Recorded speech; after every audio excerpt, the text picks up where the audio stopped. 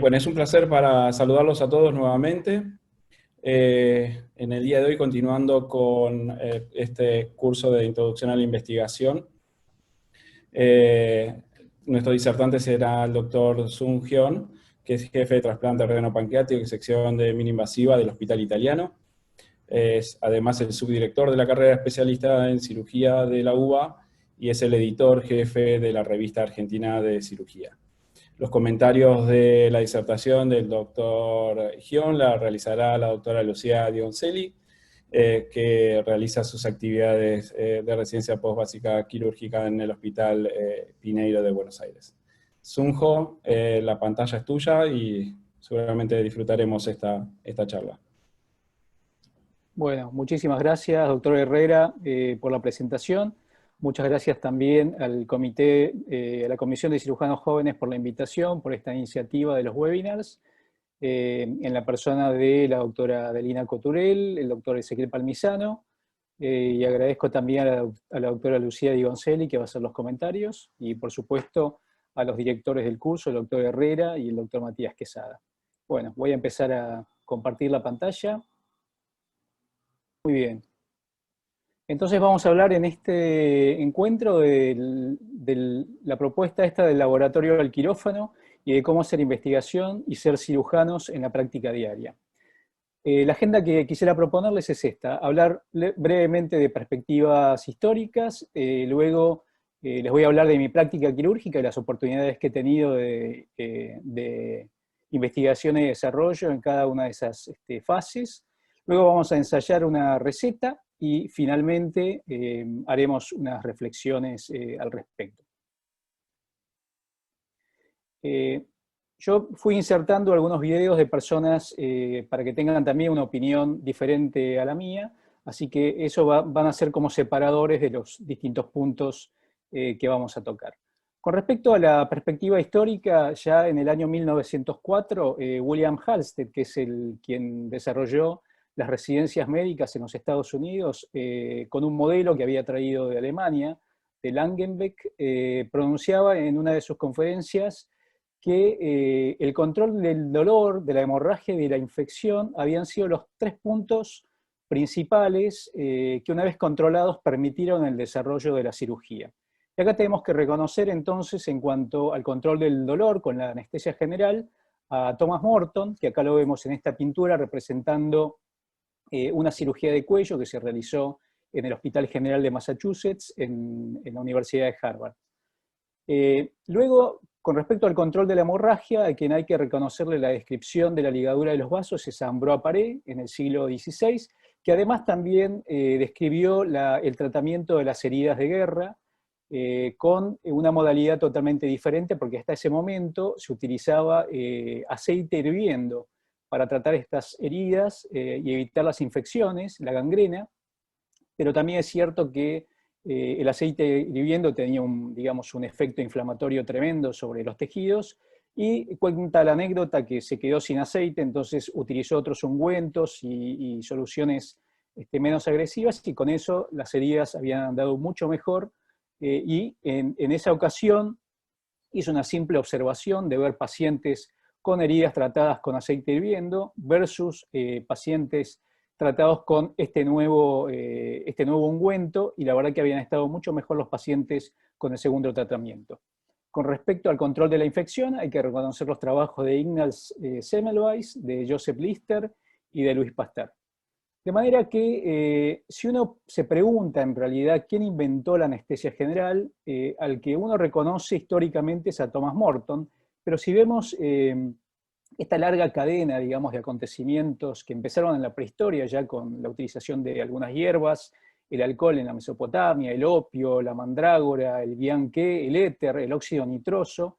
Inclusive con el mismo éter hay una controversia de si fue Crawford Long el que lo describió primero, hasta 4 años antes de Thomas Morton.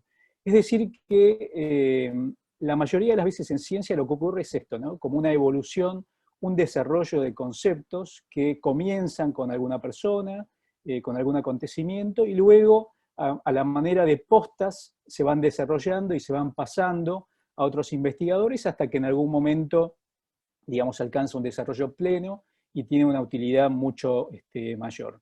Y hay dos conceptos universales en cuanto a esto, al del desarrollo, digamos, y la existencia de las ideas y los conceptos, que es el de ex nihilo nihil fit por un lado y el de ex nihilo fit ens creatum por otro. El primero hace referencia a que de la nada nada viene, es decir, que todo proviene de algo. Es una evolución, en el caso de la ciencia, de conceptos, de ideas, de desarrollos que se van mejorando, digamos, paulatinamente. En cambio, el otro es un concepto tal vez más bíblico, que dice que de la nada todo fue creado. Y entonces adherimos un poquito más al primer concepto en ciencia.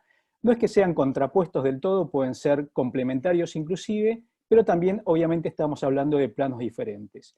Y aún en el área del arte, que uno diría es uno de los, digamos, de las áreas más creativas, van a ver que hay evolución de ideas, hay toma de algunos conceptos y después la impronta de cada uno de los artistas, y en el caso vamos a ponerlo a Van Gogh.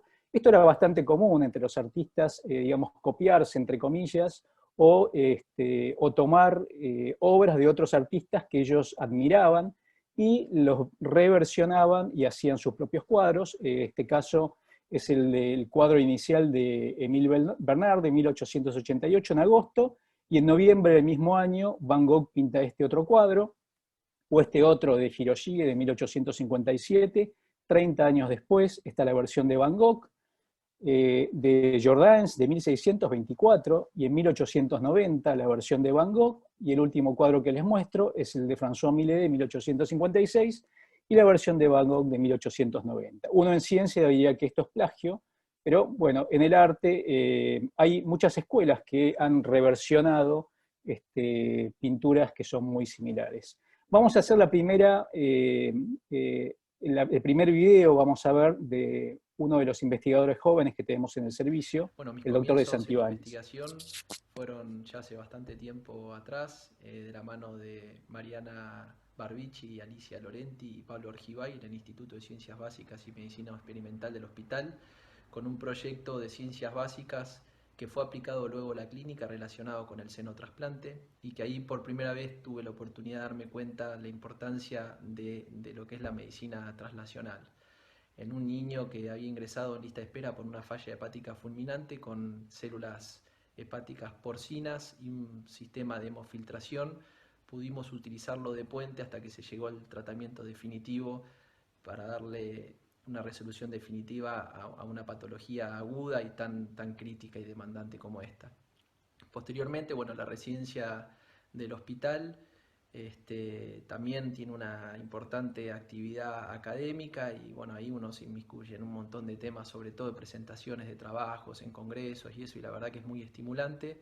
Posteriormente mi formación la seguí en Alemania, y allí, bueno, en una universidad como la Universidad de Heidelberg, con un importante peso también en ciencias básicas y clínica, fue lo que me terminó de abrir el panorama para dedicarme exclusivamente también gran parte de mi tiempo a lo que es la vida académica y científica. Volviendo a Buenos Aires y en el hospital desarrollé mi tesis doctoral en la Universidad de Buenos Aires con un desarrollo de un trial, un estudio prospectivo randomizado doble ciego de uso de antibióticos posterior a la colecistectomía, a la colecititis aguda, luego de pacientes que uno le hace una colecistectomía laparoscópica. Y la verdad que esa también fue una gran enseñanza por lo que demandaba en muchísimos aspectos que tuve que aprender desde el punto de vista metodológico. Cómo uno puede, digamos, desvincularse a veces o entrar y salir de la vida asistencial y la vida académica, a veces es un gran desafío, pero personalmente es una cuestión más que nada de organización. Yo creo más en este tipo de lo que uno puede hacer en el día a día, ese trabajo hormiga, y por eso casi de forma diaria le dedico a la parte científica en los distintos proyectos, a ir avanzando y darle un seguimiento también. Mi principal recomendación, bueno, para los jóvenes es que se metan en este tema. Es un tema sumamente gratificante, el desarrollo científico, también desde un punto de vista personal. Uno, digamos, no requiere grandes financiaciones para hacer trabajo, sino más bien tener buenas preguntas, estudiar del tema. Muchas veces uno se convierte en la persona que más sabe del tema, y por sobre todo lo que uno quiere es independencia de criterio, cuando uno se dedica de lleno también a esto. Muy bien, bueno, vamos a entrar entonces ahora en la parte quirúrgica, en la práctica quirúrgica mía y las oportunidades de investigación y desarrollo. Les pido disculpas de antemano por lo autorreferencial, pero creo que parte de esto es también mostrar la experiencia de uno como para mostrar qué cosas se pueden hacer. Y mi práctica quirúrgica está centrada en fístulas enterocutáneas, en la cirugía percutánea y el trasplante de páncreas y de islotes. En cuanto a fístulas, he tenido oportunidad de tratar fístulas bastante sencillas, pero también este tipo de fístulas que son bastante complejas, como las que tienen grandes defectos de pared y el intestino evertido y superficializado, como las fístulas enteroatmosféricas, que parecen por fuera pequeñas fístulas, pero que una vez operados tienen grandes bloques de asas adheridas y que uno para tratarlas tiene que devanarlas en forma completa. Además también pueden ser otro tipo de fístulas como pequeñas por fuera, pero que esta es la pieza de resección, pero que han requerido inclusive para entenderlo nosotros y para explicarlo, un esquema de múltiples cirugías que había tenido previamente al del tratamiento definitivo. También requieren reparaciones de pared importantes cuando hacemos las resecciones, incluyendo la utilización de mallas, que en general usamos mallas biodegradables, y muchas de estas cirugías las hacemos en combinación con los cirujanos de pared del servicio, pero que por suerte los resultados suelen ser bastante buenos, como en este caso o como en este otro caso. Y esta fue una de las fístulas más complejas que tratamos.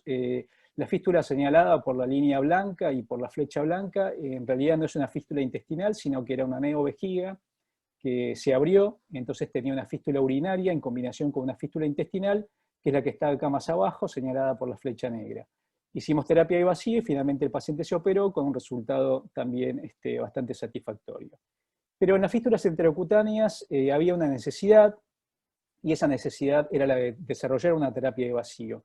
En el año 97, los aparatos de vacío como los que hay ahora no estaban disponibles en Argentina, los aparatos comerciales, y había un solo grupo, el grupo del Churruca, del doctor Fernández, que utilizaba una terapia de vacío, y después había otros centros en el país que también estaban intentando tener un aparato similar, de manera que nuestro desafío fue también ese, y habíamos planteado este tipo de esquema en el que pensábamos que debía haber un tanque de vacío, una válvula solenoide, un vacuostato, un vacuómetro, después los canisters de recolección y la manguera que llegaría hasta el paciente. Entonces, en los talleres de maestranza del hospital, con el ingeniero Jorge Martínez Garbino, que está acá, y el ingeniero Enrique Vázquez, hicimos este primer prototipo en el año 97, y en un modelo porcino lo probamos en un modelo de fístula. Luego planteamos este otro esquema en el año 99, hicimos este aparato, bastante parecido al otro en cuanto a los principios, este otro en el año 2003, y finalmente con una empresa de electromedicina desarrollamos este aparato que tiene el tamaño de una caja de zapatos en el año 2005. Hicimos la primera publicación en el año 2000 de la utilización de terapia de vacío en fístulas. Hasta ese momento la terapia de vacío se utilizaba fundamentalmente para tratar heridas complejas, heridas ortopédicas o heridas de reconstrucción mamaria, por ejemplo, y el fabricante contraindicaba específicamente el uso de terapia de vacío para tratar fístulas enterocutáneas.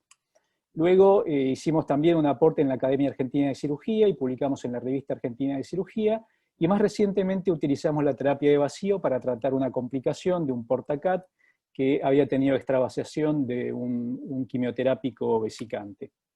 Y creo que el corolario del trabajo de todo el equipo que se dedicó a esto durante muchos años fue que la Asociación Argentina de Cirugía nos honró con el relato oficial en el año 2011 del manejo de fístulas enterocutáneas.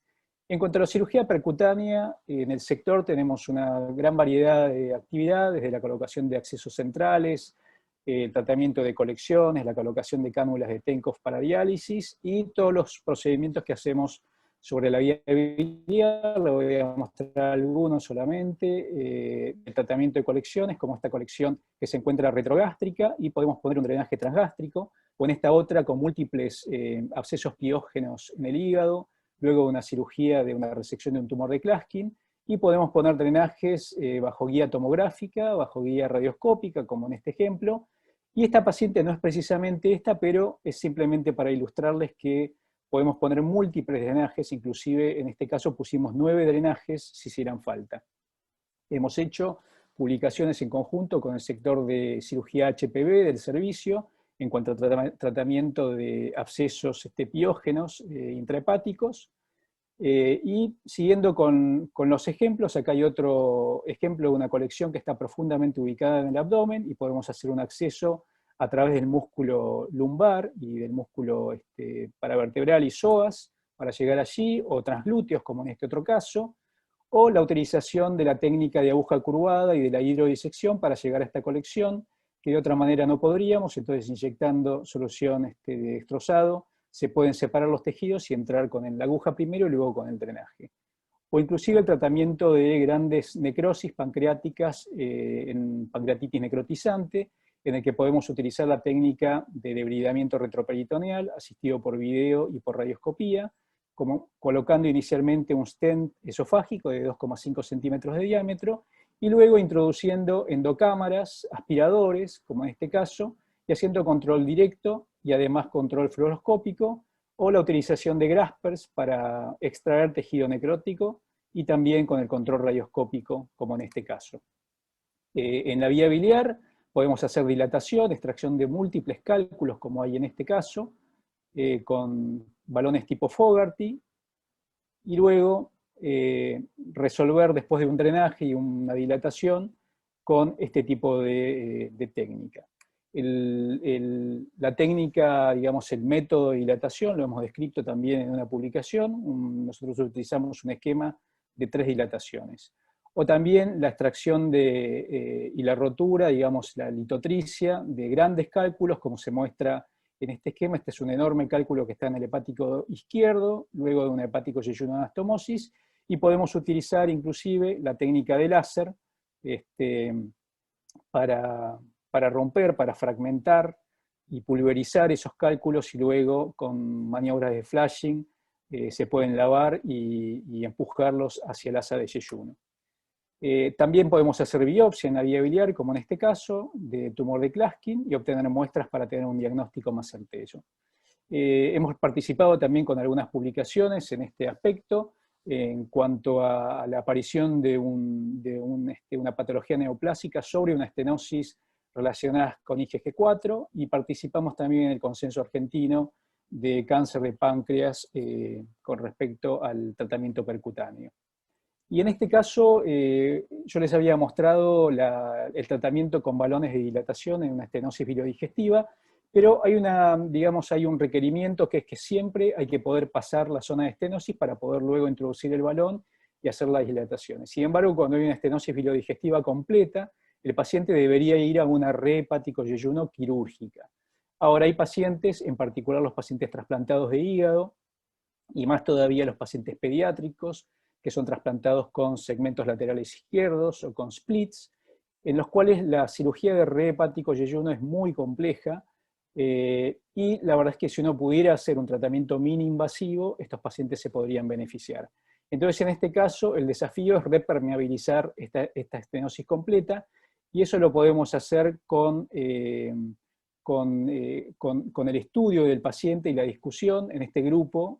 Por lo menos nosotros lo hacemos en el grupo de cirugía asistida por computadora percutánea, por eso le pusimos este nombre un poquito de fantasía, que está compuesto por Lucas Ritaco, que es un traumatólogo especializado en cirugía asistida por computadora. Acá está Juan Carlos Espina, que es un imagenólogo, también especializado en imágenes hepáticas y de la vía biliar. Sebastián Ollero, Pablo Huespe, quien les habla, que somos los que formamos el equipo de cirugía percutánea. Como en este caso, les voy a ilustrar una paciente pediátrica que se había trasplantado de hígado. La vía biliar está en verde, en amarillo está el asa de yeyuno, con la estenosis completa a nivel de la anastomosis, y esto es el riñón. El asa de yeyuno estaba como colapsada contra el riñón. Hicimos una impresión 3D a escala real de lo mismo. Acá tenemos la vía biliar, tenemos el asa de yeyuno y el riñón. Y luego en el quirófano, utilizando ecografía, control fluoroscópico, y con el modelo 3D que habíamos llegado, hicimos este otro procedimiento, que es inicialmente una colangiografía, vemos la vía biliar, no vemos el asa de yeyuno por la estenosis completa, y con una aguja de Royushida, que es una aguja de las que se utilizan para los stents portosistémicos transyugulares, avanzando la aguja, perforamos la zona estenosada y entramos en el asa de yeyuno, pasamos inicialmente un alambre guía, luego contraste y finalmente el drenaje interno-externo, volviendo a comunicar la vía biliar con el asa de yeyuno. Esta paciente está esperando ahora para colocarse un stent biodegradable.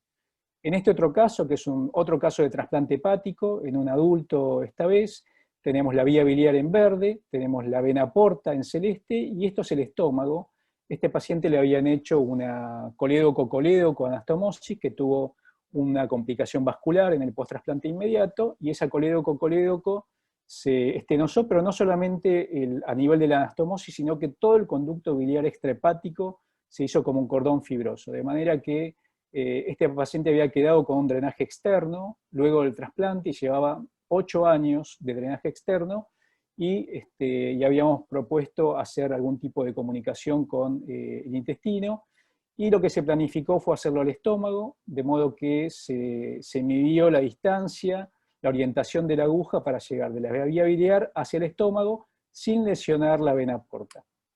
Entonces acá, ya en el quirófano de vuelta, vemos la misma aguja de Royushida, la impronta que hace sobre el estómago, sabemos que orientándonos espacialmente con aquella reconstrucción, que no vamos a lesionar la vena porta, entramos en el estómago, pasamos un alambre guía, pasamos un drenaje, y finalmente le colocamos stents, comunicando entonces la vía biliar con el estómago. Uno de los casos de repermeabilización, que no es el que les mostré, sino uno muy parecido, lo publicamos también, y luego en la Revista Argentina de Cirugía reportamos cuál fue el impacto más recientemente de la pandemia en los procedimientos que hacemos en el sector. En el aspecto educativo también trabajamos con modelos tridimensionales de impresión 3D con material flexible. Esto es algo que desarrolló el doctor Martín Palavecino en la Universidad de Washington en su estancia allá.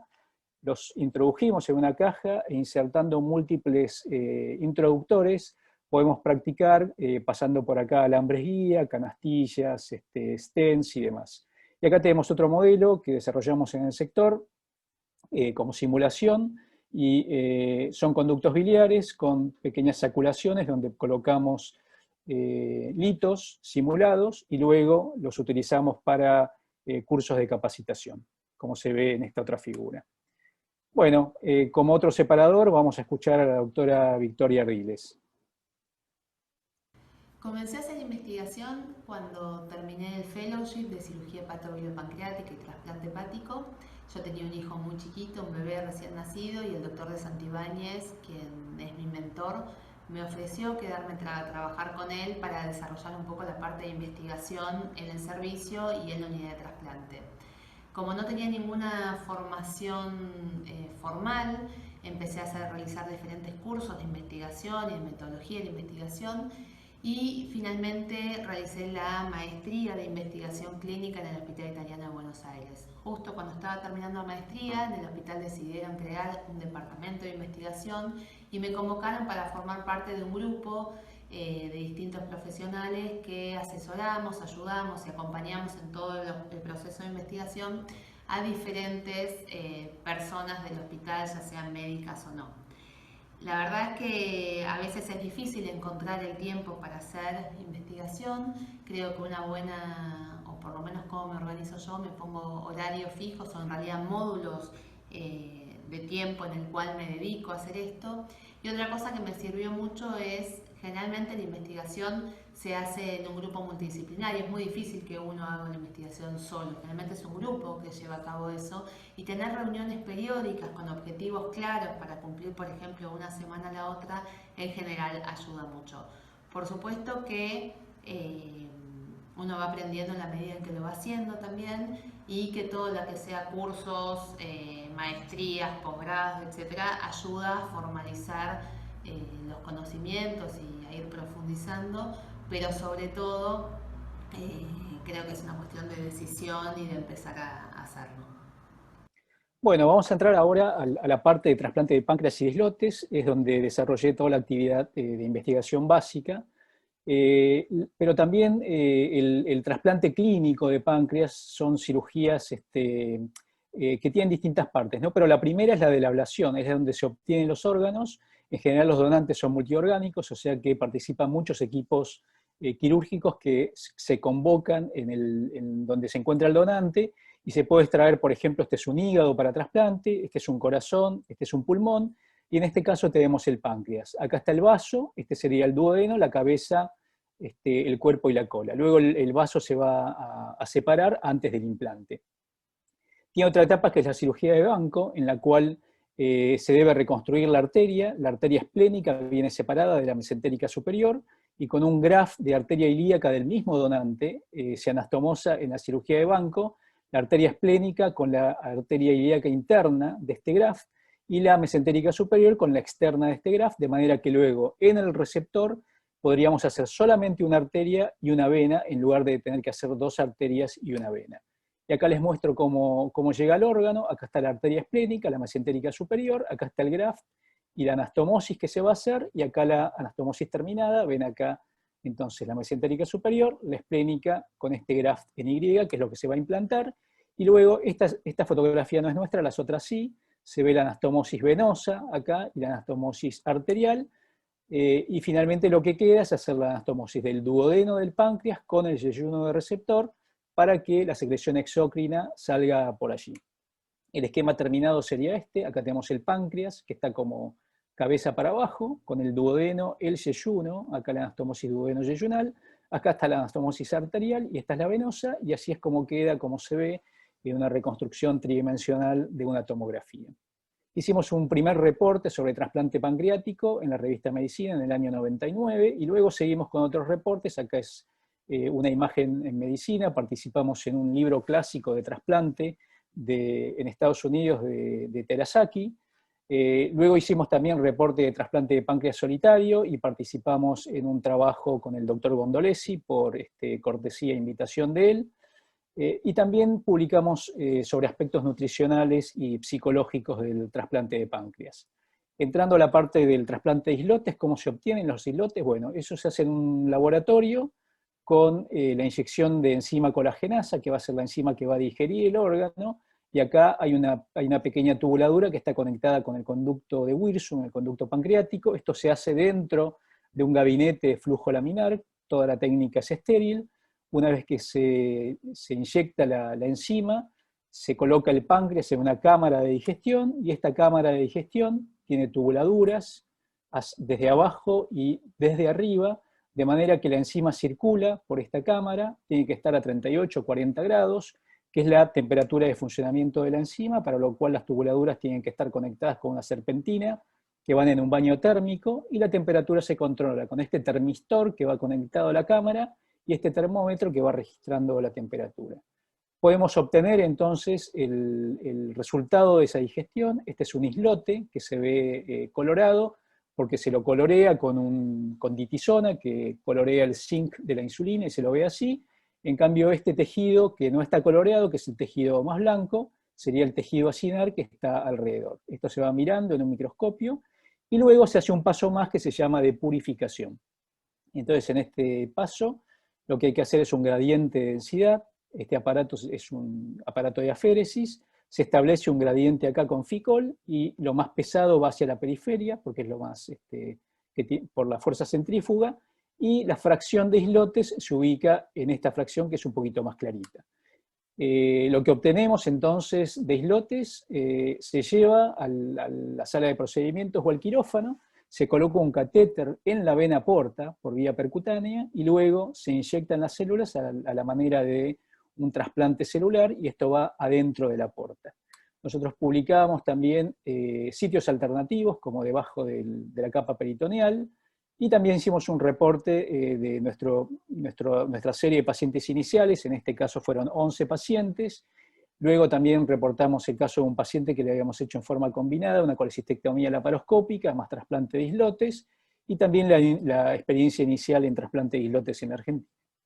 Ahora, por más que todos los trasplantes de páncreas y de islotes fueran clínicamente exitosos. Los resultados del trasplante de páncreas son excelentes, la supervivencia del paciente al año está cerca del 94% y a 5 años del 87%, pero aún así habría dos problemas todavía. Una es la de la escasez de órganos, porque digamos, el número de receptores, que serían los diabéticos en este caso, para recibir un páncreas, crece en forma exponencial, mientras que la cantidad de donantes es siempre estable, de manera que no serían suficientes nunca los donantes para beneficiar a todos los pacientes que están esperando un páncreas.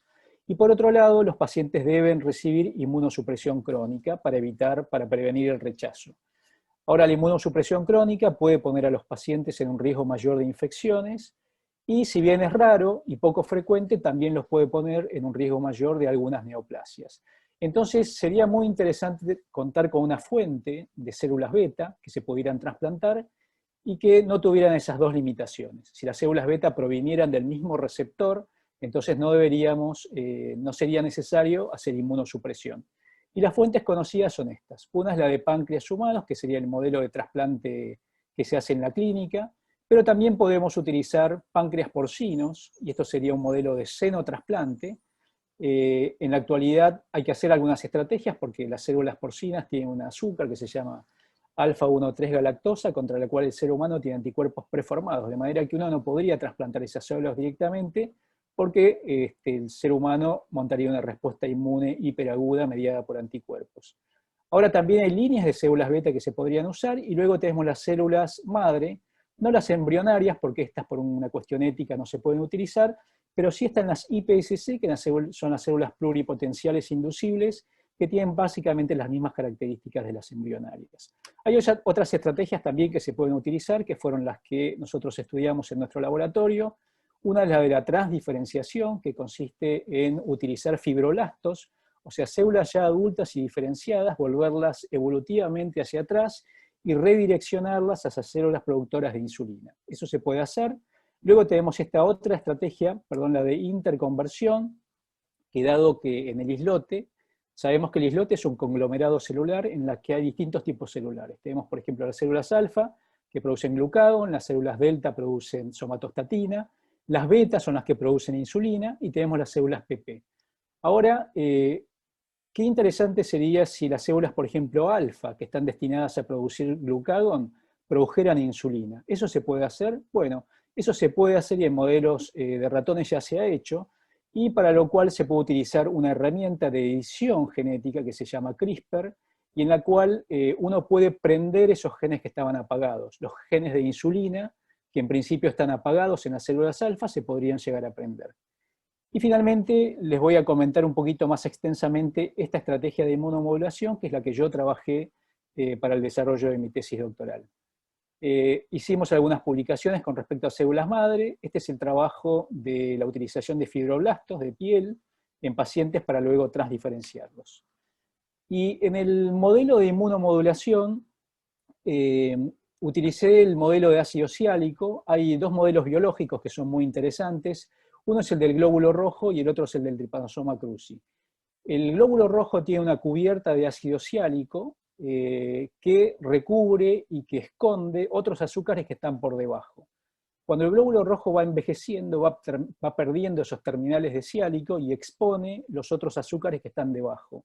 El macrófago que está en el vaso reconoce esos azúcares que antes estaban cubiertos, los reconoce y saca el glóbulo rojo de circulación. Es decir, que es un ciclo natural de renovación de glóbulos rojos que van envejeciendo.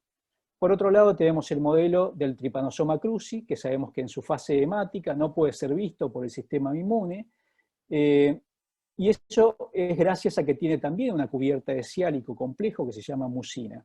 Entonces acá un poquito la hipótesis de trabajo fue, si pudiéramos transformar un islote en un glóbulo rojo o en un Trypanosoma cruzi, para poder trasplantarlo y que el sistema inmune no lo pueda ver y que no lo ataque, ¿no? Entonces, bueno, bajo esa hipótesis estuvimos trabajando y había que primero responder algunas preguntas, por ejemplo estas, ¿no?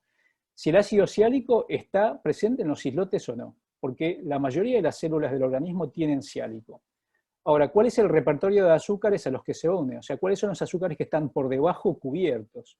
Luego, una cosa es el islote que está en el páncreas y otra cosa es el islote cuando hicimos el aislamiento y lo vamos a trasplantar. Entonces, hay modificaciones en el ciálico, en esos islotes, antes y después del proceso de aislamiento. Y el ciálico es necesario para la secreción de insulina. Y luego, ¿cómo afecta la presencia o no de ciálico en el trasplante? Porque acá, digamos, para probar ese modelo, lo que había que hacer era tener por un lado islotes con ciálico y por otro lado islotes sin ciálico. Para tener islotes sin ciálico hay que hacer un proceso que se llama descialidación. Entonces, bueno, para hacer todos esos experimentos trabajé con ratones de la cepa C57BL6 y lo que voy a hacer inicialmente es extraer islotes, para lo cual tengo que hacer el proceso de digestión. En el caso de los ratones no se hace como en el páncreas humano, que uno tiene el páncreas entero en el laboratorio y le inyecta la colagenasa, sino que la colagenasa hay que inyectarla in situ. Entonces acá tenemos la vesícula, acá tenemos la vía biliar, y con una pequeña aguja de 30 Gauge se inyecta la colagenasa. Acá vemos cómo el páncreas se empieza a distender por la inyección de la colagenasa, y acá se ve mejor. El páncreas comienza a distenderse, acá está bien distendido, y luego haremos la ablación de ese páncreas, manipulándolo por el vaso de vuelta, igual que en el páncreas humano.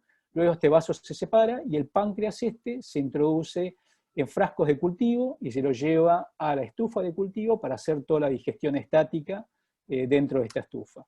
Una vez que terminamos la digestión, se lo tamiza para que el tejido que no se digirió quede por fuera, y la suspensión celular se hacen lavados y concentraciones, para lo cual necesitamos una centrífuga.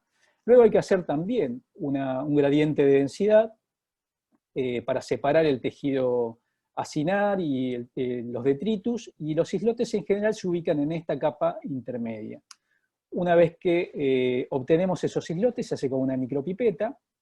Después lo que hay que hacer es tomar islote por islote, ¿no? Entonces los tenemos en una placa de Petri, así es como se ven al microscopio. Estos son islotes, y se va aspirando con esta pipetita cada uno de ellos, y se hacen lotes de 200 islotes para empezar a trabajar. ¿Qué quiere decir trabajar? Bueno, es hacer estudios de lectinas, de deshialidación.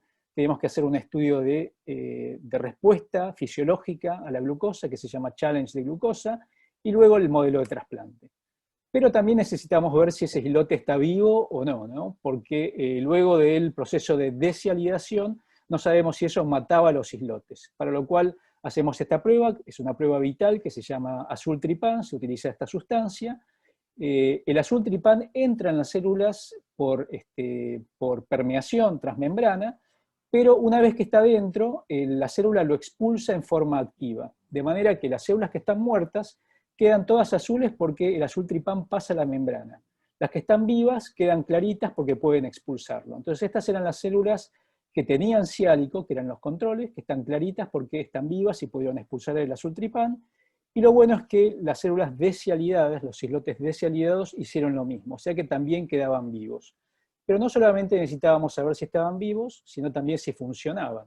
Entonces para esto se hace esto que se llama el desafío de glucosa. Se coloca islotes en esta placa que se llama placa multiwell, porque tiene muchos pocitos. En estos pocitos se colocan islotes y luego se le agrega solución glucosada a distintas concentraciones. La idea acá es que esa solución glucosada va a estimular los islotes para que secreten insulina. Entonces nosotros tomamos el sobrenadante y vamos determinando la concentración de insulina, y esa sería la respuesta fisiológica de los islotes, y vemos si funciona o no. Esta es una técnica de ELISA. Ahora, con el tema de las lectinas, ¿cómo hacemos para ver si el islote tiene lectinas o no?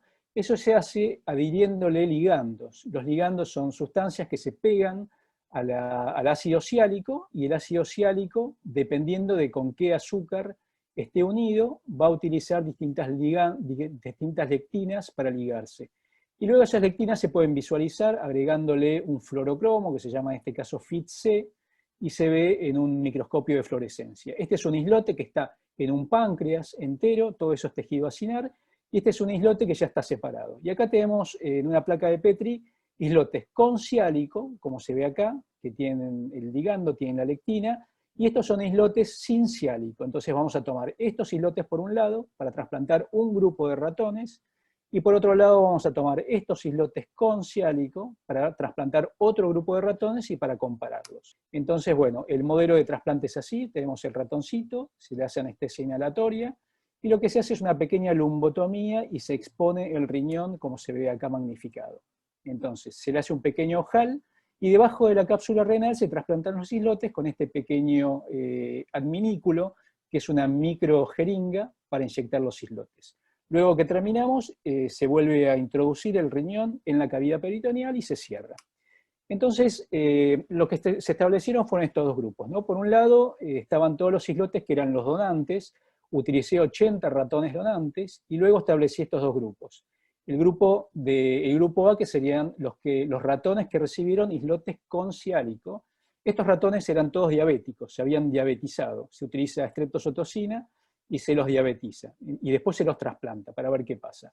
Entonces, en este grupo todos tenían ciálico, en este grupo no tenían ciálico. De estos 20 ratones, murieron 5, quedaron 15, y de estos 15, el 67% prácticamente curó su diabetes. Es decir que por el trasplante de islotes curaron su diabetes, revirtieron la hiperglucemia. Por otro lado, cuando utilizamos los islotes sin ciálico, vemos que quedaron 14, y de estos 14, solamente un 14% revirtieron. Esta diferencia fue estadísticamente significativa.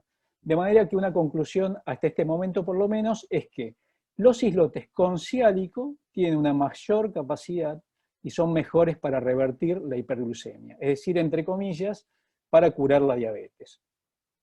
Algunos trabajos ya de microcirugía que me fueron muy útiles para hacer este modelo en ratones, lo había hecho con trasplante de intestino en ratas. Este trabajo, los inicios fueron durante la residencia y en particular durante el 4º año, y en el año siguiente logramos publicar este trabajo en un acta gastroenterológica. Después seguimos trabajando con el modelo de trasplante de intestino también en ratas, utilizamos lactulosa y manitol para evaluar la permeabilidad intestinal y también el allopurinol oral para ver si podíamos prevenir los daños por isquemia y reperfusión. Pero ya yendo más a lo de islotes de vuelta, trabajamos también con médula ósea porcina, en un modelo porcino, y este es un trabajo utilizando una droga antiinflamatoria que inhibe la actividad de los macrófagos en un modelo de trasplante de islotes en ratones que tuve oportunidad de hacer cuando hice parte de mi fellowship en Chicago, en la Universidad Northwestern.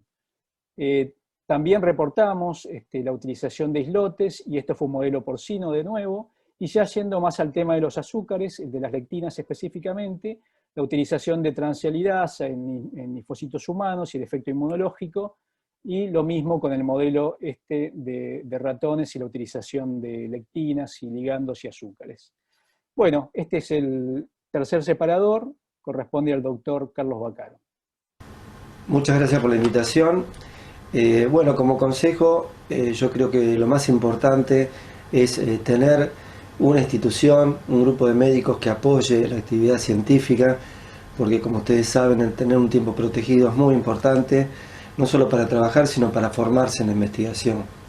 Y si bien eso es lo ideal, lo que termina pasando en la carrera de un cirujano es habitualmente hacer la investigación en sus tiempos libres, en los días de semana, incluso los fines de semana. Y esto, por experiencia propia y por ver a otros cirujanos que se dedican a la investigación, se da a todo nivel. Al principio será para juntar datos, luego para escribir trabajos, luego para corregirlos, luego para supervisarlos. Pero si bien es importante tener un tiempo protegido dentro de la actividad asistencial, como les digo, muchas veces es el esfuerzo, el interés personal que cada uno tiene. Lo otro importante es conseguir un tutor que los guíe para el desarrollo de la investigación y, si es posible, incluso mejor, un mentor que los motive a hacer eso y que los inspire para usar ese tiempo libre que uno tiene a veces, que roba de actividades personales. Básicamente es eso, y espero que estos consejos les resulten de utilidad. Muchas gracias. Bueno, entramos en esta tercera sección que he dado en llamar una receta, y vamos a ver de cómo, cuándo y dónde hacer investigación básica o clínica, y lo que sería el desarrollo básico que luego tiene aplicación clínica, que sería la investigación translacional. Y antes de eso me gustaría explicar que la investigación básica tiene algunos requisitos, ¿no? Que es el recurso, por un lado recursos materiales, porque requiere, como lo hemos visto, aparatos, reactivos, células, tejidos o animales en los cuales trabajar. Requiere recursos edilicios, como laboratorios, bioterios, quirófanos, también recursos humanos, ¿no? Como un director que nos pueda guiar, como decía el doctor Baccaro, un grupo de investigación, pero también hay trabajos de colaboración. En general, cuando uno no tiene alguna técnica en su propio laboratorio, puede hacer esa técnica en otro laboratorio con otro grupo de investigación y se hacen publicaciones combinadas y demás. Y eso optimiza bastante los recursos. Por otro lado, bueno, también hace falta un tiempo específico, ¿no? Tiene que ir al laboratorio y tiene que dedicar ese tiempo. En general no lo puede hacer por ahí a las 11 de la noche, o un fin de semana, o un feriado, como sí lo haría, por ejemplo, si estuviera haciendo investigación clínica. Y esto, lo del tiempo protegido, en general cuando uno empieza durante la facultad, por ahí es un poquito más fácil, ¿no?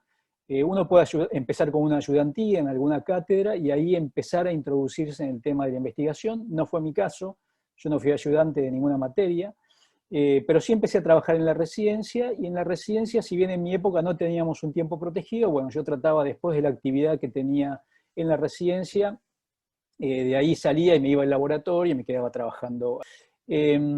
Y una cosa buena es que en realidad la estadística que uno necesita para hacer investigación básica es relativamente simple, no es tan compleja como la que hace falta para hacer investigación clínica, digamos, de nivel complejo, ¿no?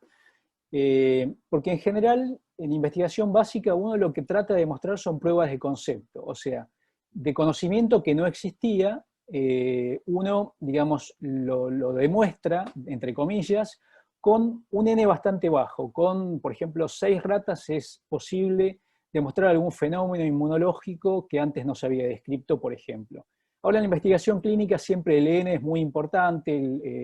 En investigación básica también hay que hacer un cálculo de tamaño muestral para que luego la estadística, por más simple que sea sólida, ¿no? Pero es bastante más simple.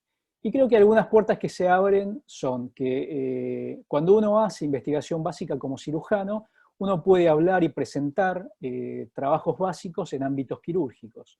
Y por otro lado, participar como cirujano en ámbitos de investigadores básicos. La investigación clínica, por otro lado, en principio no requiere recursos edilicios, reactivos, animales, etcétera, aparatología o grandes grupos de investigación. Acá, por favor, no se me malinterprete, porque hay investigación clínica que utiliza fármacos, que hay que hacer determinaciones de laboratorio, y todo esto sería necesario también. Pero estoy hablando de por ahí algún modelo específico en el cual sí uno tiene que ir a un laboratorio, un bioterio, utilizar una campana de flujo laminar y demás. Pero sí requiere, igual que la investigación básica, tiempo, esfuerzo y en realidad la disposición a sacrificar algo, ¿no? Ahora, ¿cómo y dónde comenzar? Bueno, yo creo que hay 2 posibilidades. Una es la de la inserción y la otra sería la de la adaptación y creación. La inserción es más fácil porque uno entra en un grupo que ya tiene una línea preexistente y un grupo de trabajo preexistentes, ¿no? Esto ocurre en general en los institutos de investigación. En Estados Unidos hay un modelo de formación que es el de MD-PhD, ¿no? Durante la carrera de medicina, algunos estudiantes ingresan en este tipo de programas, entonces se reciben de médicos y al mismo tiempo hacen el doctorado. Por otro lado, la adaptación y la creación, creo que uno lo puede hacer en la mayoría de los ámbitos donde trabaja, donde hay recursos ocultos, puede ser en hospitales y laboratorios, porque siempre hay servicios y profesionales que tienen interés en trabajar. Por ejemplo, nosotros cuando hacíamos los trabajos en cerdos y necesitábamos hacer alguna determinación de insulinemia, en cerdos o en ratones, por ahí teníamos el kit con los reactivos y todo, pero nos faltaban cosas, y eso lo hacíamos en el laboratorio de endocrinología del hospital o en el laboratorio clínico, con personas que estaban interesadas también, y ellos nos hacían muchas de esas reacciones y hacían las determinaciones de la concentración de insulina y demás. O sea que esto se puede hacer, y es una forma de hacer colaboración en el mismo ámbito donde uno trabaja. ¿Y cuándo hacer investigación? Creo que hay básicamente 3 momentos. Uno puede empezar entonces antes de la residencia, o en la residencia también es un buen momento, porque es un periodo en el que uno está como en una inmersión total de formación, ¿no? Todo su tiempo está básicamente dedicado a eso. Y entonces acá uno, si hiciera la carrera de investigador, porque hay muchos estudiantes que se reciben de médicos y después no hacen una residencia, hacen una carrera de investigador, hacen intensamente, digamos, el trabajo de mesada, y en este periodo uno trabaja, presenta y escribe, y acá sí tiene un tiempo protegido mejor, pero seguramente siempre va a haber también un tiempo sacrificado. En la posresidencia ya uno integra grupos de investigación, entonces está un poquito más fácil, y también sigue trabajando, presentando y escribiendo, y acá también tiene un tiempo protegido, hay un tiempo dedicado para esto, y por supuesto sigue habiendo un tiempo sacrificado, y finalmente creo que cuando uno ya es un investigador formado o un cirujano de planta, ya no hace tanto trabajo de mesada, ¿no?, como en este periodo, sino que ya hace más un trabajo de coordinación de grupos, de dirigir líneas, de formar investigadores, y una de las tareas principales es también conseguir financiación para los protocolos de investigación. Y acá ya el tiempo es el tiempo que gestiona uno en estas tareas, pero verán que tanto en la etapa inicial como en las etapas más avanzadas, siempre hay un tiempo que uno termina sacrificando a otras actividades personales, ¿no?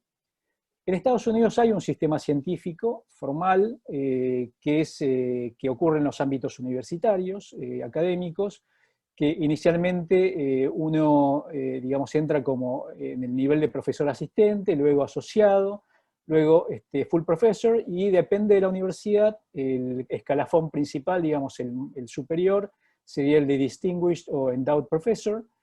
En Argentina también existen estos cargos, digamos, títulos que son el de profesor adjunto, profesor titular, pero en Argentina, digamos, específicamente en cuanto a la carrera de investigador, es el del CONICET, y el escalafón inicial sería el de investigador asistente, luego adjunto, independiente, principal y superior.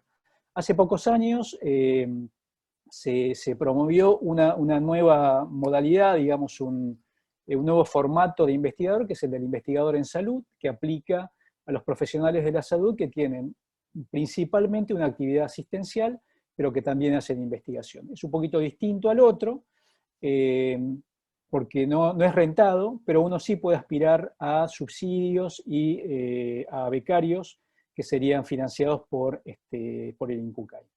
Y en cuanto a la financiación, por el CONICET. En cuanto a la financiación, yo creo que en el momento de la residencia y el fellowship, uno recibe un sueldo, es decir, que la financiación de algún modo estaría, y en principio no es una preocupación de quien comienza a hacer investigación, porque eso es más una preocupación de su director. Por otro lado, uno puede aspirar a becas, premios, subsidios de viaje, de formación, de investigación, y por supuesto lo que les había mencionado para optimizar recursos también, los trabajos de colaboración. Pero necesitamos una idea, ¿no? Porque todo empieza así, y esa idea puede surgir de una necesidad, de una curiosidad. En el ámbito quirúrgico, por ahí puede ser un nuevo enfoque de una patología, una nueva técnica, el desarrollo de un nuevo instrumento, y en el caso de que sea aplicable, será investigación translacional. Y si bien existen formas de aparición de las ideas, está la serendipia, digamos, el hallazgo casual, la epifanía, que sería como una inspiración divina, digamos, pero yo creo que mucho más pasa por la invocación, ¿no? Uno está enfocado en buscar una solución, está pensando en eso todo el tiempo, y ahí pueden surgir las ideas. ¿Y cuál es la fórmula que a mí me sirve, que yo utilicé, que utilizo habitualmente, cuando necesito, digamos, enfocar en algún tema, ¿no? Un tema nuevo que por ahí antes no había explorado? Y yo creo que en ciencia uno tiene que conocer el estado del arte, o sea que uno tiene que empezar leyendo. ¿Qué artículos? Bueno, en general artículos de revisión, y yo lo hago en un estricto orden cronológico. ¿Y cuántos artículos? Bueno, yo le puse un número, creo que un máximo de 10. Más de 10 no, inicialmente, y esto tiene que ser intensamente. Intensamente quiere decir, en el término de una semana, 10, 15 días, uno se tiene que leer todos estos artículos y estar con la mente inmersa en ese tema. ¿Por qué? Esto es un ensayo mío, simplemente, pero yo creo que con el artículo número 1 y el número 2, todo le parece novedoso y sorprendente. Cuando uno lee el artículo 3 y 4, ya es más familiar, con el 5 y el 6, ya uno se cree o se siente como un experto bastante en el tema, Con el 7 y el 8 uno encuentra las limitaciones y finalmente creo que cuando uno termina de leer 10 artículos, se le van ocurriendo las nuevas ideas. Puede ser que no sean 10, que sean menos, pero la idea es un poquito esto, ¿no? Estar enfocado en el tema como para que las ideas vayan surgiendo. Yo le diría que después de intensamente leer los artículos durante 10 días más o menos, hay que descansar una semana, 10 días. No tomar un artículo más, no leer más sobre el tema, pero sí estar pensando. Y ahí es como que las ideas se van acomodando.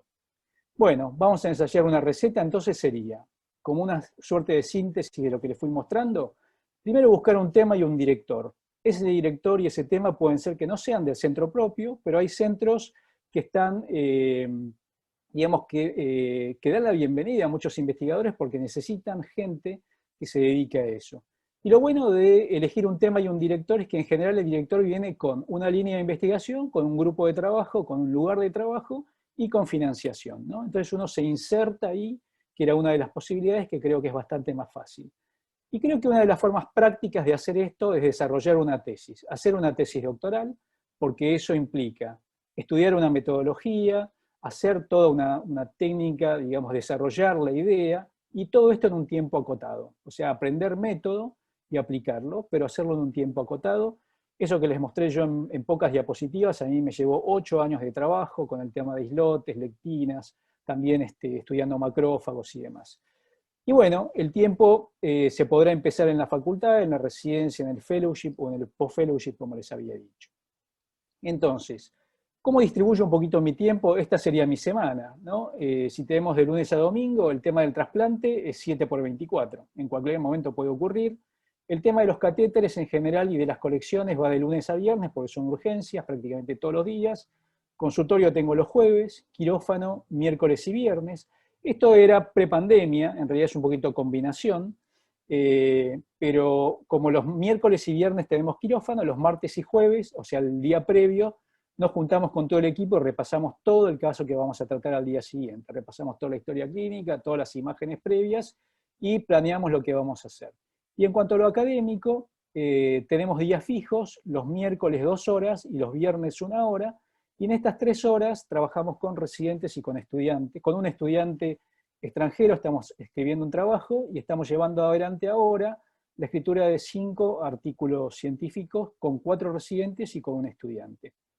Pero les quiero mostrar también cuál es mi agenda y mi semana en pandemia, ¿no? Es prácticamente esta, Zooms y webinars cualquier día, a cualquier hora, y creo que es un poquito lo que le está pasando a todo el mundo. Bueno, vamos a ver el último testimonio, que es del doctor Gondolesi de la Fundación Mi nombre es Favaloro. Gabriel Gondolesi, soy profesor de cirugía en la Universidad Favaloro, dirijo 2 laboratorios de investigación, uno de inmunología e investigación translacional asociada al trasplante y el segundo de microcirugía experimental. Me gradué en la Universidad Nacional de La Plata en el año 1992 y empecé mi carrera en investigación como alumno de la facultad en primero bioquímica y luego en el laboratorio de trasplantes de órganos dirigido por el doctor José Fassi, que fue mi primer mentor en lo que es investigación y trasplante renal inicialmente. Las tareas iniciales fueron desarrollar modelos experimentales en roedores y luego en cerdos, y sumé a esta actividad el comienzo de mi residencia. Terminada mi residencia pude lograr rendir los exámenes de reválida para el título e hice un fellowship en Estados Unidos, donde viví por 7 años. Ahí pude lograr definir líneas de interés, como fueron los estudios por injuria por isquemia y reperfusión, inmunología asociada al trasplante de órganos y disfunción orgánicas de diversos órganos, fundamentalmente el intestino y el hígado. Como investigador hoy del CONICET, les puedo decir que una de las tareas más difíciles para hacer asistencia, docencia e investigación es el poder administrarnos el tiempo para hacerlo. En general, esta actividad se hace muy temprano en la mañana, por la noche o los fines de semana, en los tiempos que uno considera como tiempo libres, pero que son aquellos que destinamos a poder concretar los distintos proyectos que tenemos. Creo que la gente joven debe entender la importancia de la investigación, porque la investigación nos permite sostener y mantener la capacidad de pensamiento crítico. Nos permite ordenar el pensamiento y llevar ese ordenamiento a la práctica diaria y a la forma en que vemos y enfocamos a nuestros pacientes. Y además te permite desarrollar la necesidad de poder entender que la mejor forma de hacer medicina e investigación es teniendo un equipo con quien hacerlo. Muchas gracias. Bueno, muy bien. Entramos ya en la etapa final, que sería los últimos minutos en cuanto a reflexiones.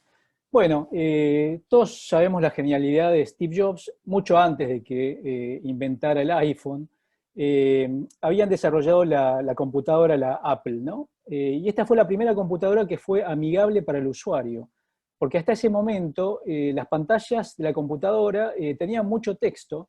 Y me acuerdo mi primera computadora, la Commodore 64, utilizaba el lenguaje BASIC y uno tenía que aprender a programar prácticamente para utilizar una computadora, todo texto.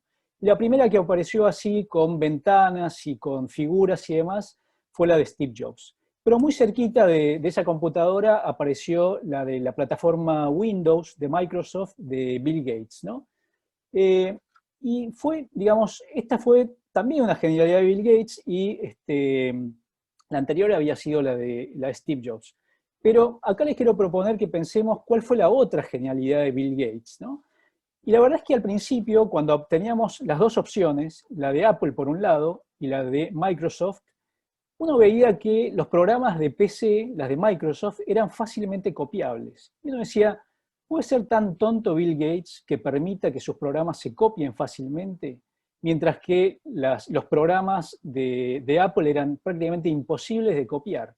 Entonces, bueno, ¿qué logró Bill Gates con esto? Diseminar la plataforma Windows, globalizarlo, porque en un momento el 80% de todas las computadoras del mundo usaban programas Windows. Se copiaba el paquete de Office, se copiaba prácticamente todo, mientras que el otro era imposible. Así entró en todas las casas, en todas las instituciones, en todas las empresas. Y a partir de ahí empezó lo del software legal, y en la década de 2000 hubo, digamos, una persecución importante para empezar a cobrar a todos aquellos que tenían el paquete Office y otros paquetes de Microsoft y que no eran legales, ¿no? Pero bueno, a esa altura ya estaba todo diseminado y todo el mundo tuvo que empezar a pagar esos programas en forma legal. Pero no solamente esto, sino que a principios de los años 2000 empezó lo de Internet en forma explosiva, ¿no? Y creo que Internet, combinado con la plataforma Windows, es la mayor vidriera de venta de productos y servicios de la historia. Si bien Internet es un ecualizador, porque ahora todo el mundo al mismo tiempo puede tener la misma información, cosa que antes no ocurría, pero también es una grandísima vidriera de venta de productos y servicios, que en general esos productos y servicios los venden los países centrales, que son los grandes productores. Entonces uno, digamos, se plantearía también lo de producir versus consumir, ¿no? Entonces, si vamos a un nivel país, seguramente va a ser mucho más caro consumir en forma permanente que producir. Y entonces, bueno, acá vamos a ver un poquito cuál es la producción científica de la Argentina. Estos son indicadores de publicaciones en Medline de Iberoamérica. Iberoamérica incluye América del Norte, Portugal y España, ¿no? Argentina está en el punto número 7, por arriba están Estados Unidos, Canadá, España, Portugal, Brasil, México, y muy cerca viene Chile. En el año 2017 Argentina publicó 5.360 artículos en Medline. Pero bueno, uno diría, bueno, estos son números absolutos, los países que tienen más poder y más población, por supuesto que van a publicar más, pero vamos a ver ahora unos indicadores que relativizan esos valores, ¿no? Y si vemos las publicaciones en otro índice, que es el Science Citation Index, por 100.000 habitantes, Argentina está en el puesto número 10. Por arriba está de vuelta Canadá, Estados Unidos, Portugal, España. Viene Chile en el puesto 5, Brasil, luego Argentina, y un poco más abajo México. Y si vemos el ranking de acuerdo a cada $1.000.000 invertidos en investigación y desarrollo, en este ranking de 19 países, porque no todos reportan, Argentina está en el puesto número 12, por encima Chile, España, México, Uruguay en este caso y Brasil un poquito más abajo.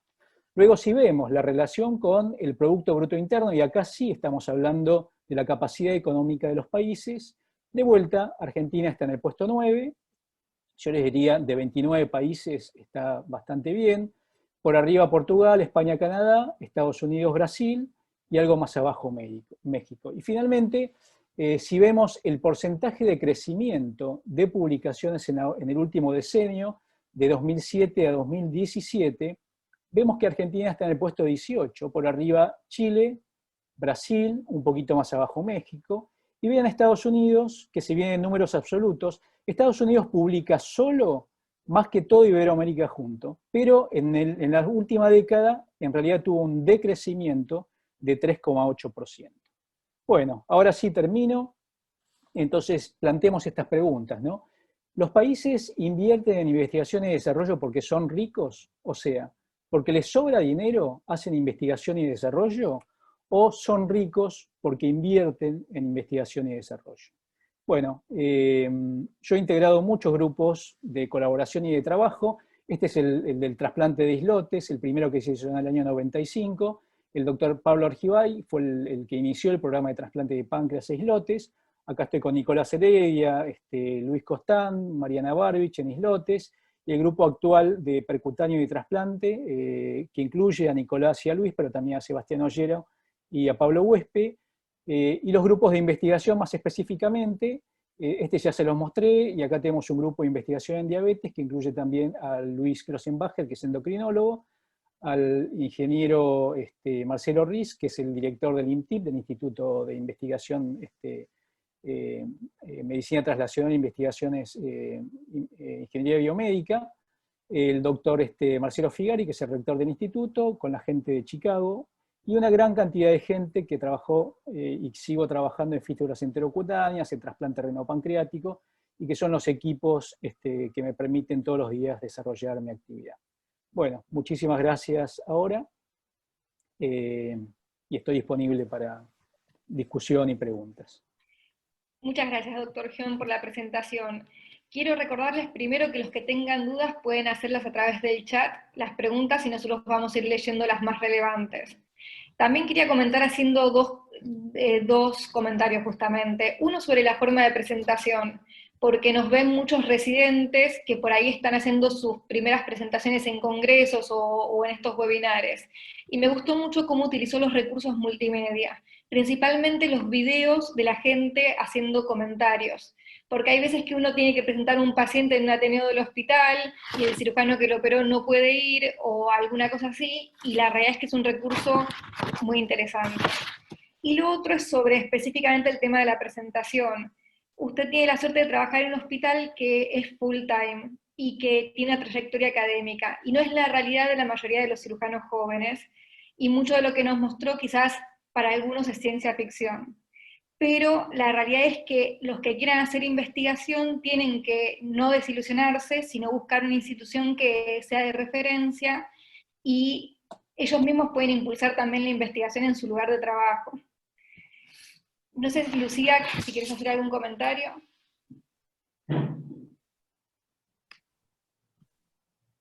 Hola, ¿qué tal? Sí, en realidad básicamente lo que ya contó la doctora Coturel, mi comentario / pregunta para el doctor sería cómo, en su experiencia, balancear todo lo que es el trabajo asistencial, que es lo que generalmente ocupa más el tiempo de los residentes y de los cirujanos jóvenes que están recién arrancando, con la investigación, porque, convengamos, y más en pandemia en este momento, porque creo que es algo que por ahí es bastante difícil de hacer cuando uno recién comienza. Y otra pregunta que me gustaría saber también es cómo transmitir la inspiración para estos cirujanos jóvenes, para los residentes, a investigar, a dedicarse a la parte académica, y cómo lograr esa continuidad en el tiempo, porque a veces se investiga sobre un tema puntual y una vez llegada a la conclusión no se vuelve a hacer otra pregunta u otro cuestionamiento y se pierde esa continuidad de la parte académica. Bueno, es totalmente cierto que, especialmente en nuestro país, la verdad que es difícil combinar actividades de investigación, ya sean básicas o clínicas, con la actividad asistencial. Pero no es imposible. Entonces, esa creo que es la buena noticia. Ahora, durante la residencia, es cierto que en el primero o segundo año es imposible hacerlo. Fue mi propia experiencia también. Yo cuando estaba en primero y segundo año, lo único que hacía cuando salía del hospital era tratar de alimentarme y dormir, ¿no? Entonces, es difícil hacerlo, pero por lo menos, digamos, si en ese momento, o en el tercer año y en el cuarto, uno tiene, aunque sea la oportunidad, la exposición digamos, a algún aspecto de la investigación, y uno, aunque no puede desarrollarlo en forma completa, creo que está muy bueno por lo menos conocer que eso se puede hacer. Y después, cuando uno sea un poquito más dueño de su tiempo, por ahí puede dedicarle una parte de su tiempo, ¿no? Uno puede decir, bueno, le voy a dedicar, no sé, 10% de mi actividad como médico a hacer investigación. 10% de la actividad puede ser, digamos, un día en 2 semanas, ¿no? O una tarde en 2 semanas. O si uno no puede, digamos, separar ese tiempo, porque es un tiempo que uno le quita a otra cosa, a otra actividad asistencial, lo tendrá que hacer por ahí a la noche, o muy temprano, como decía el doctor Bondolesi, o por ahí los fines de semana. Uno en algún momento le encuentra el tiempo, ¿no? Y yo creo que acá tiene bastante que ver, digamos, el médico de planta o el médico formador, ¿no? Por ejemplo, la pandemia nos mostró muchas desgracias y muchas miserias, pero también nos mostró algunas cosas buenas. Entonces, por ejemplo, nosotros ahora estamos haciendo turnos de 1 semana presencial y 2 no presenciales. En esas 2 semanas no presenciales, estamos aprovechando el tiempo. Yo creo que tengo más trabajo ahora que antes de la pandemia, ¿no? Porque todo el mundo hace Zooms y webinars y es un montón de tiempo que uno está dedicando, y todo el mundo está dedicándole más tiempo también a la actividad académica. Y entonces uno antes decía, pero ¿puede ser que un fellow o un residente falte un día? ¿Cómo vamos a hacer? Es imposible. Tiene que venir y trabajar todos los días de la semana, incluyendo sábado y domingo, ¿no? O antes de que existieran las 50 horas, digamos, obligatorias de los residentes. Entonces uno decía, no, tiene que trabajar todo el tiempo y no puede distraer tiempo para hacer otra cosa. Sin embargo, ahora estamos viendo que con este esquema, está bien, es cierto que hay mucho menos pacientes, mucho menos trabajo, pero yo no sé si no podemos mantener ese 10% o subirlo inclusive un 20%. Entonces, ¿qué pasaría si un residente dedicara con tiempo protegido un día de 10 días y no viniera al hospital, se dedicara a hacer trabajo académico y luego de ese día tiene que reportar qué fue lo que hizo y cómo va avanzando su trabajo, ¿no? Y en realidad un 10% quiere decir el resto que se queda en el hospital. Yo como médico de planta, el doctor Huespe, por ejemplo, podría ser como médico contratado del servicio, en vez de ver 10 pacientes tenemos que ver 11 pacientes. Tampoco nos va a cambiar la vida y nos vamos a morir por eso. O sea que yo creo que las oportunidades se pueden buscar y hay que buscarlas. Ahora también es cierto, bueno, el sesgo del hospital privado, pero hay muchísima gente que hace investigación en hospitales públicos, hace investigación de altísimo nivel, lo hacen las universidades que son públicas, tenemos profesores dedicados a la investigación y a la docencia, hay muchísimos, y no quiere decir ir a un laboratorio, sino que hacen investigación clínica también de altísimo nivel, y yo creo que se puede hacer, porque además no necesitamos recursos económicos importantes, ¿no? Entonces, las oportunidades creo que están, hay que tratar de o encontrarlas o buscarlas, o asociarse con gente que lo hace. Por eso yo decía, una de las preguntas que me hacías, Lucía, es cómo estimular a que siga. Bueno, uno se estimula en seguir con esto cuando trabaja con un grupo que hace reuniones, que marca objetivos. Por ejemplo, nosotros hacemos estas reuniones semanales. O sea, sabemos que de esta semana a la próxima nos vamos a juntar y uno va a tener que decir qué hizo durante esa semana. Entonces, por ahí lo termina haciendo el martes a las 12 de la noche, porque el día siguiente tiene que mostrar lo que estuvo haciendo, pero lo hace. Entonces es un poquito, creo que nos obligamos también a nosotros mismos a progresar en un trabajo de investigación. Y eso está bueno, porque es grupal, porque es en equipo y porque ahí hay inteligencia colectiva, ¿no? Esos encuentros son riquísimos. Yo creo que uno puede estar pensando cosas y por ahí se le ocurre alguna cosa, pero cuando eso lo hace en conjunto y cuando todo el mundo pone ideas enfocadas a resolver un problema, es muchísimo más fácil, ¿no? Y muchísimo más gratificante, porque ahí interviene un montón de gente con distintas miradas, distintas experiencias, y creo que eso es lo bueno de trabajar en equipos. Y la investigación es un trabajo en equipo.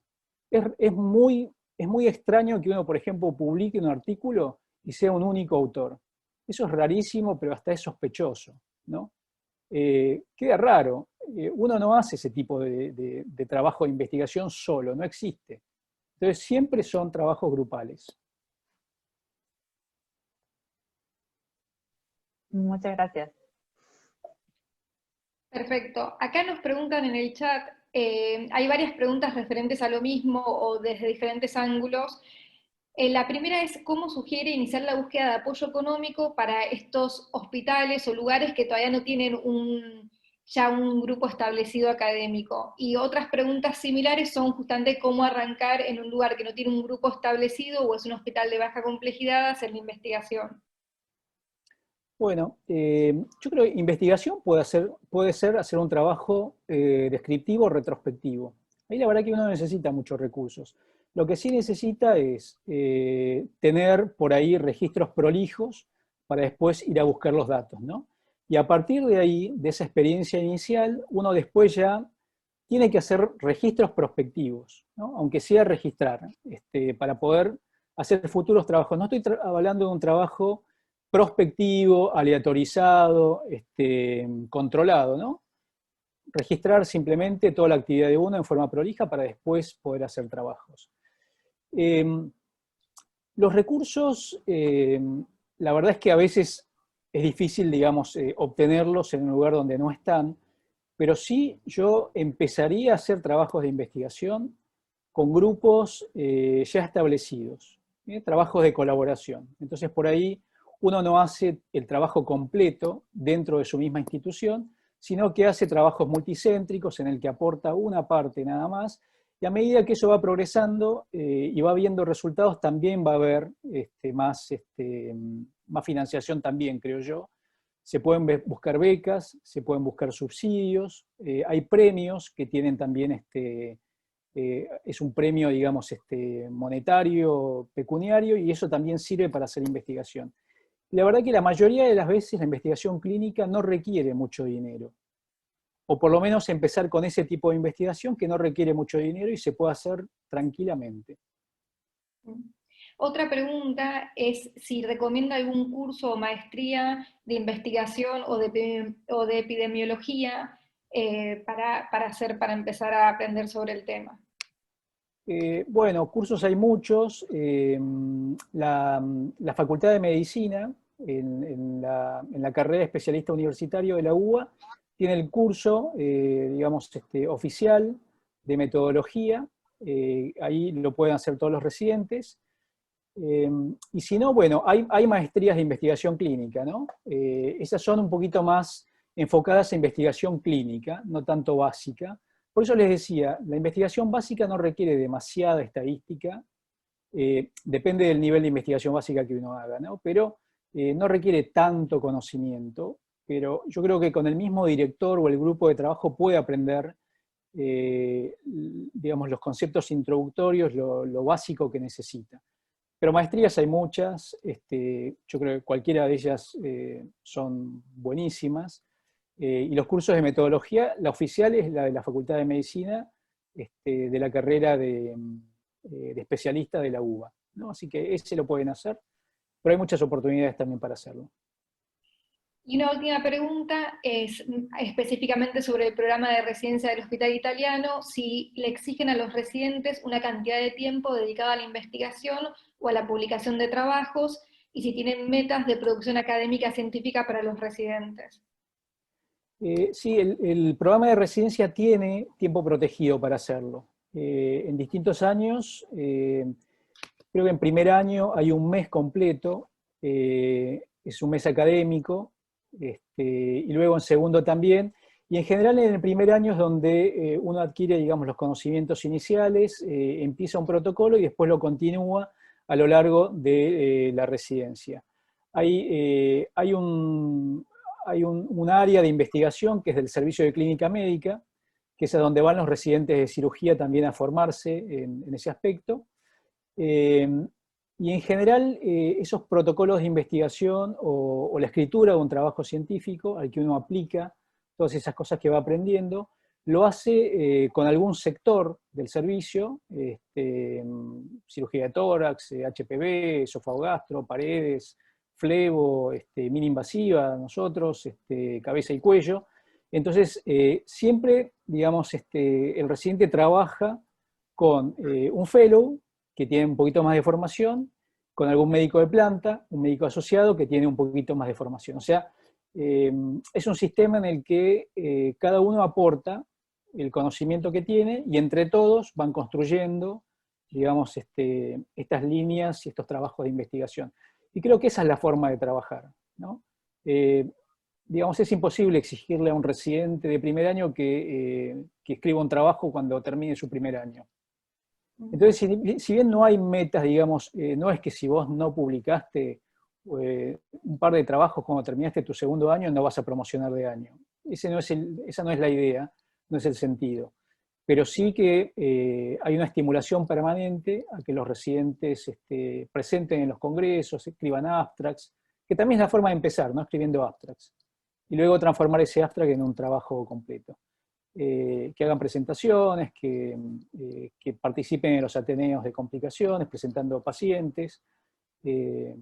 A veces al principio hacen fichaje de pacientes, recopilan datos, pero siempre la idea es que tenga una participación activa en la producción científica, ¿no? Que escriba la introducción, que después aplique los conocimientos estadísticos para extraer, digamos, estadísticas, análisis, una P, hacer un chi cuadrado, una prueba de T, que son relativamente simples, ¿no? Para hacer. Así que esa es un poquito la idea. Bueno, muchísimas gracias por haber participado hoy, doctor Johnny y Lucía. Para terminar, quiero recordarles que el próximo encuentro es este jueves, pero un poco más temprano, a las 4 de la tarde, donde se va a hablar de cómo realizar una búsqueda bibliográfica y va a disertar el doctor Girola Ortiz de España. Así que bueno, los esperamos el jueves. Muchas gracias. Bueno, Gracias a todos. Gracias. Gracias, Unjo. Gracias a todos. Muchas gracias, muy bueno. Gracias. Nos vemos el jueves. Hasta luego. Hasta el jueves.